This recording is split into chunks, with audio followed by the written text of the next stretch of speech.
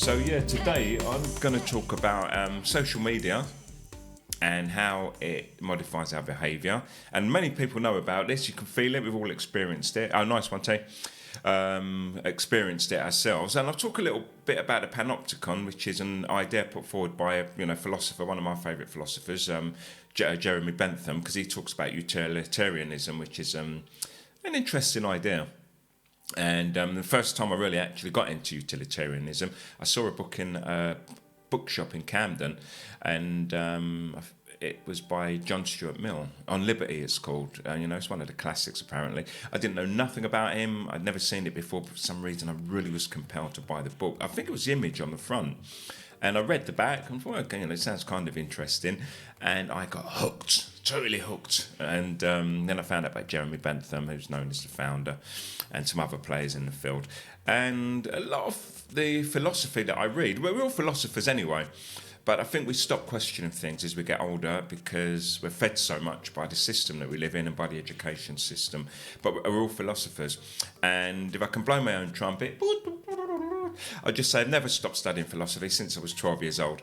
And it doesn't mean I know more than people who... Yes, it does. I know a hell of a lot of philosophy and formulated my own ideas. But what I find is when you read more and more, you realise that a lot of these are basic ideas, but on a deeper level, some of the things these philosophers have thought about, you're like, wow, this is it in its purest form. It's really hard to expand on that. There are criticisms of some of the ideas they put forward, and let's not forget these guys typically wrote tomes, so it's easy to find a fault in something that was written 100, 200, 300, 500 years ago, and it's not about correcting it, it's maybe about modifying it. And hello Tanya, and all of us are philosophers, but the issue I have is that people stop philosophising and they're left with the basic ideas that they had about philosophy when they were children. And typically as children, we've got this amazing power to philosophize, and it begins with why.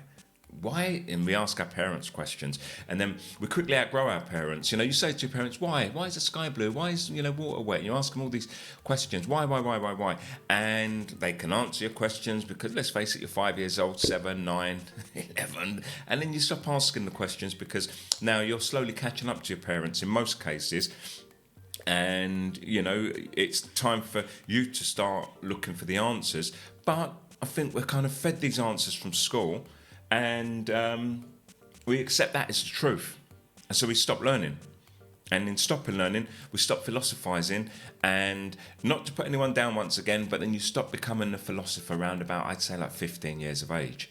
And then you enter the world of work and work pressures and so on, and life comes in, and then we have children, whatever, and then we stop philosophising. And when we do call on our philosophical selves, it's the 15-year-old.